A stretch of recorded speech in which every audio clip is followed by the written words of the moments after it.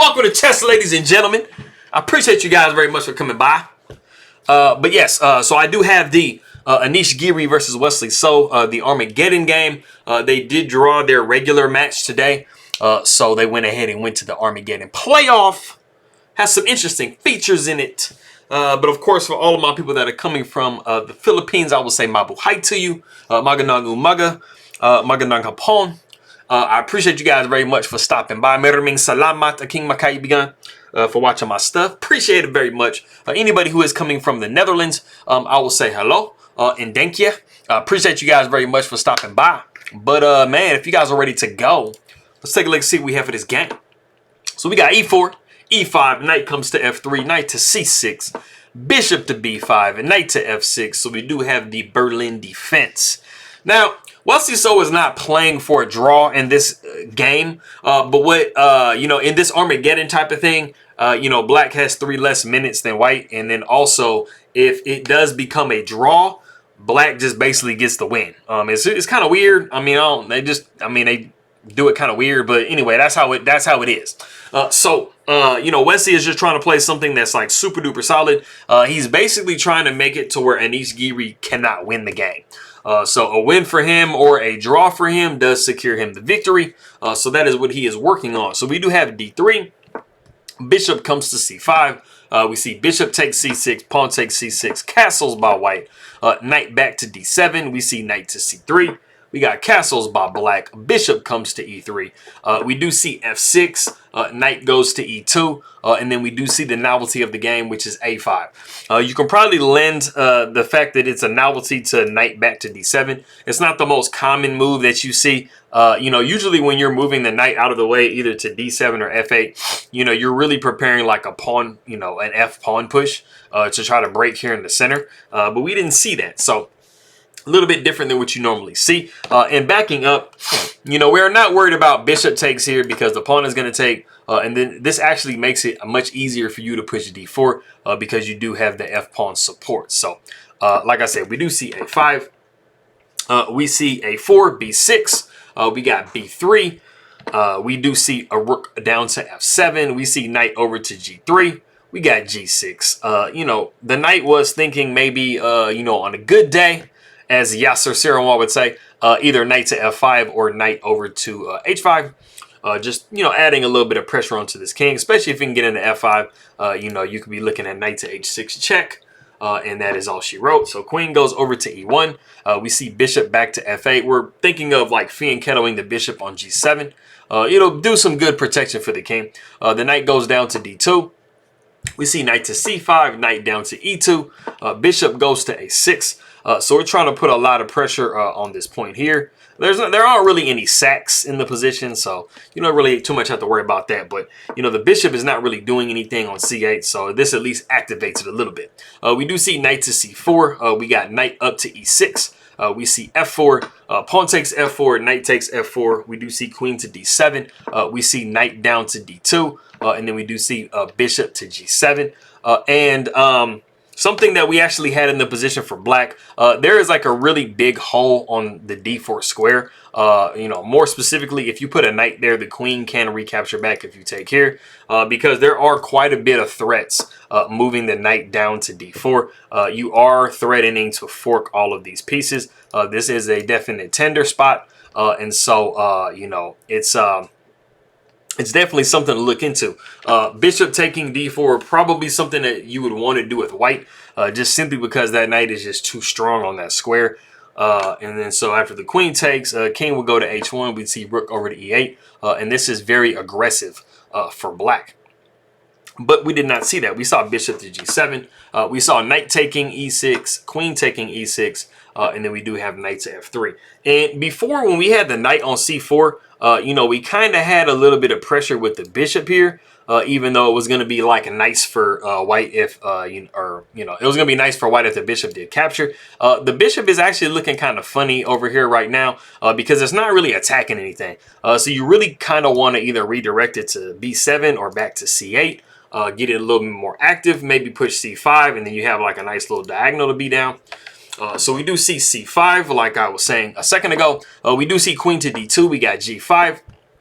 We see rook a to e1. We see rook a to f8.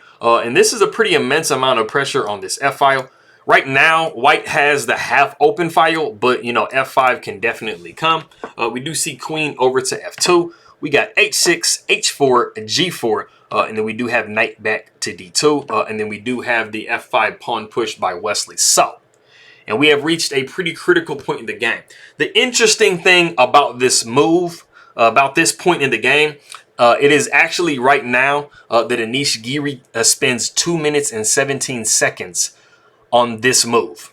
And as you guys know, I mean, you start the game with 10 minutes and Wesley So started with 7. So to spend 2 minutes and 17 seconds on one move, it's really insane. But it's kind of rightfully so because, like I said, this is a very, very critical point in the game. So, you know, you definitely have some things to work out in this position. And I will, you know, talk about those in a second. But what we actually see him, the move that we see him make after that time is queen to g3. As you can see, the computer doesn't really like that move. It thinks it's not the greatest. You know, you definitely have some issues in this position. And so going back to what we saw, after we saw f5, there are two main moves that you really want to do in this position just to kind of simplify it down and basically get yourself out of danger. And one of those moves is pawn takes f5. And then after we see rook taking f5, queen to g3, rook taking f1 with check, rook taking f1, rook taking f1, king taking f1, and then you have bishop to e3, and you are perfectly fine. I mean, you go back to f2 or e1 with the queen, and I mean, you're doing really good. You know, knight can come to e4 at some point. You know, it's just super duper solid. Neither side is really winning at all. After f5, you also had queen to f4. It might look a little bit strange because you're like, wait, you're just going to take here with the pawn, right? And you're just going to discover an attack on the queen. But after we see that, the queen would just step over and take on e4. The queen would take, and then the knight would take. And, you know, this is a really, you know, just solid position, you know, for both sides. You know, it's like pretty dead even. But like I said, we did see queen over to g3, and you actually have some problems to work out as white. We do see pawn taking e4, and we have actually reached a point in the game that I want to pose a question to you guys. If white captures on e4 with a knight, so knight takes e4. So just imagine that move being played on the board. I want to ask you guys, what is black's plan? Something I want to add in there. You know, I think possibly, you know, Giri was playing queen to g3 because he was trying to put a little pressure on this pawn. You know, if the rook moves somewhere like capturing or something like that. So he's thinking, hey, man, you get my rooks. I'm going to capture on c7. I'm, you know, might have a pawn to the good. But like I said, after we see pawn taking e4, imagine knight takes e4 and then pause the video and see what black should do about the knight taking on e4 that is really good for black.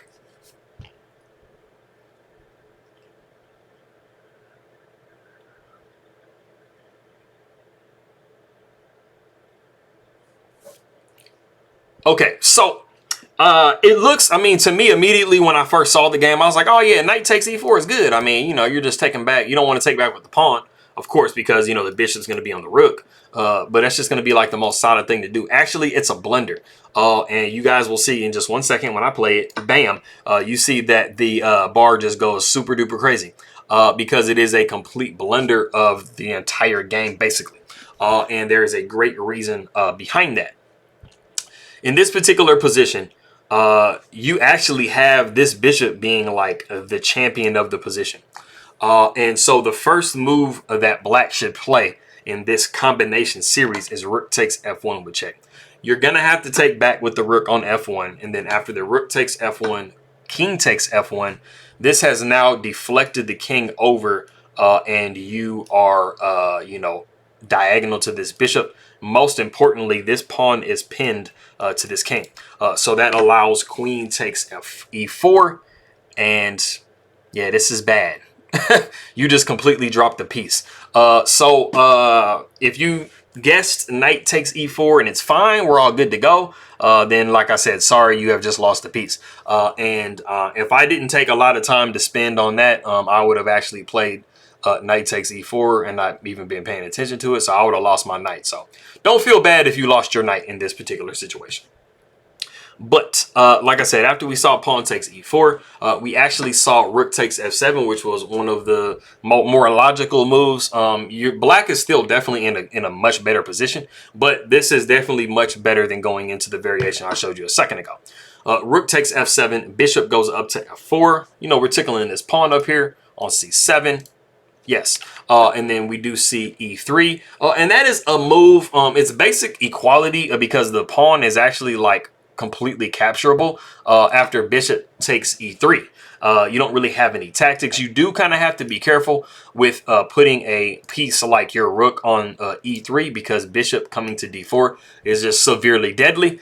So you don't want to do that. But what we actually saw in the game after we saw e3 was a knight up to e4. And it is fairly safe in this position, even though, you know, it is really good for black. Queen coming to f5 is pretty crushing because this bishop doesn't really have a whole lot of places that it can go. And this bishop can get redirected over and this bishop can come over. And so those bishops are just really ruling the day. As you see, the bar is like really in black's favor. But we do not see that. We see the bishop coming back to b7 immediately, which is still legit. You got the king side stepping over to h1. You got bishop taking e4, rook taking e3, and that is placing that bishop in a pin. You see bishop taking g2, king taking g2. You do see queen over to c6. You got king over to h2. You got h5. Rook comes up to e4. You got queen over to f6. And I mean, I think the reason why Wesley So is not seeing some of these like insanely killer moves, like I said, is, I mean, because we're playing an Armageddon game, so they don't have like a crazy amount of time, you know, to be actually calculating and thinking. And like I said, he did start off with less time as black than white did. So we have queen down to e1. We see bishop back to f8. You know, we're wanting to redirect it over here because, you know, trades will benefit black. The king goes down to g1. We see bishop to d6. Bishop takes d6. Queen takes d6. Pawn takes d6 was very legitimate as well. You know, it's just all good. I mean, you're just correcting your pawn structure. You're up a pawn, but he decides to go queen takes d6. We do see rook to e8 with check. King goes to g7. And I mean, Anish Giri can't really find anything better than to just go ahead and trade queens. Queen goes to e5 with check. Queen takes e5, rook takes e5, and then we see king down to g6. And we see rook to g5 with check. King goes to h6. We see rook over to e5, and we see after king goes to g6, we see a pause a little bit by Anish Giri, but there really isn't like that much to play. I mean, you're down a pawn. You're not going to be able to really get this rook up in any type of attacking way to try to like start nibbling any of these pawns. So Giri just says, hey, I'll just accept it. So he goes rook to g5 with check. The king goes to h6, and then we agree to a draw in this position. So, you know, that was really nice. I mean, Wesley So's been playing a pretty, like, great tournament. You know, I had somebody leave a comment about Wesley So being in the candidates. And I'm actually surprised these last couple of years that he hasn't actually been in the candidates. I'm not sure 100% why. I guess he just didn't, like, you know, play enough tournaments or qualify or whatever. But, I mean, he's consistently beaten the best in the world at all times. So, I mean, I wouldn't be surprised seeing him be the world champion at some points. But I appreciate you guys very much. Mermin salamat, aking makaibigan denkya, if you're coming from the Netherlands. And hanggang sa muli. I appreciate you guys very much for stopping by, and I'll see y'all next time.